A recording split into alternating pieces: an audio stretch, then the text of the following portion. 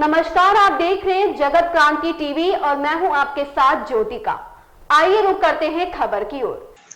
यमुनानगर में बीजेपी ने खोला यमुना कमल के नाम से कार्यालय का उद्घाटन। भाजपा प्रदेश अध्यक्ष ओम प्रकाश धनखड़, शिक्षा मंत्री चौकंवर पाल गुर्जर, यमुनानगर विधायक घनश्याम अरोड़ा व अन्य कई नेताओं और कार्यकर्ताओं के साथ किया गया। यमुनानगर में खुले इस कार्यालय में भाजपा कार्यकर्ताओं को ट्रेनिंग देने का काम किया जाएगा। बता दें कि यमुनानगर में यह दूसरा भाजपा कार्यालय खोला गया। इससे पहले जगाधरी में भाजपा कार्यालय खोला गया था। अब यमुनानगर के इस कार्यालय में आमजन की समस्याएं सुनी जाएगी, तो वहीं इस कार्यालय में अब भाजपा कार्यकर्ताओं को ट्रेनिंग देने का काम किया जाएगा। वहीं पर प्रदेश अध्यक्ष ओपी धनखड़ ने कहा कि जैसे जैसे पार्टी का काम बढ़ा है तो कार्यालयों की भी जरूरत बढ़ने लगी। यमुनानगर की जनता को बधाई देते हुए ओपी धनखड़ ने कहा कि यमुनानगर के कार्यकर्ताओं की मेहनत रंग लाई है। भारतीय जनता पार्टी पन्ना प्रमुख तक पहुंच चुकी है।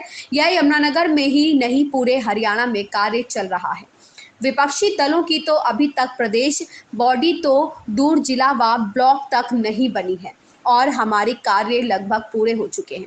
उन्होंने कहा कि त्रिवेणी के आधार पर वे चुनाव पर जाएंगे। मजबूत भारत, आत्मनिर्भर भारत बनाने का काम किया है। उन्होंने हर घर सुविधाएं दी है और 2024 में लोकसभा की 10 सीटें की जीतेगी और हरियाणा में तीसरी बार सरकार बनाएंगी। यमुनानगर से राकेश भारती की रिपोर्ट। देखिए, भारतीय जनता पार्टी का काम जैसे जैसे बढ़ा है तो उस प्रकार से एक कार्यालय के भवन की आवश्यकता थी। यमुनानगर में जिला कार्यालय बना है यमुना कमल के नाम से। मैं सारे यमुनानगर के कार्यकर्ताओं को बधाई देता हूं। उन्होंने अपने ही सहयोग और सामर्थ्य से इस कार्यालय को विकसित किया है और एक अच्छे भवन का निर्माण हुआ है। भारतीय जनता पार्टी की कार्य पद्धति और कार्य संस्कृति के हिसाब से यहाँ पर इस इलाके के कल्याण के लिए अधिक से अधिक लोग किस प्रकार से लोक कल्याण के काम में जुटे, इस प्रकार के संस्कार के साथ आगे बढ़ेंगे। सर, आगे 2024 का चुनाव आने वाला है, प्रदेश का भी, देश का, किस तरह की तैयारी जरूरत है? देखिए, भारतीय जनता पार्टी अब पन्ने पन्ने तक पहुंच रही है। काफी बड़ी संख्या में हमारा काम हो गया है, यमुनानगर का पूरा हुआ है। बाकी भी प्रदेश में 85% काम हमारा पूरा हो गया है और हम 23 जून तक पूरा करके सभी की कार्यशाला ही करेंगे। मुझे इस बात का आनंद है क्योंकि हमारे सामने जो विपक्षी दल है उसकी तो प्रदेश की बॉडी भी नहीं बनी है, जिले की बॉडी भी नहीं बनी है, उनकी मंडल की भी नहीं है, तो बूथ की बात तो वो सोच भी नहीं सकते। तो हम पन्ने पन्ने तक अपने संगठन को पहुंचाए हैं और जो हमारी तैयारी है, जैसे मैंने कहा, त्रिवेणी के आधार पर हम चुनाव में जाएंगे। मैक्रो लेवल पर मजबूत भारत, आत्मनिर्भर भारत जो खड़ा हुआ है इन 8-9 वर्षों में। दूसरा, आम आदमी के घरों तक जो हमने सुविधाएं पहुंचाई हैं अंतिम व्यक्ति तक, उसके आधार पर। तीसरा, अपने संगठन के आधार पर। बहुत वर्षों तक चुनाव ऐसे लड़े जाते रहे कि कुछ नैरेटिव खड़ा करो, 100-200 लोग उसके पीछे लगा दो और उसके आधार पर चुनाव लड़ने के प्रयास में कुछ दल रहते हैं।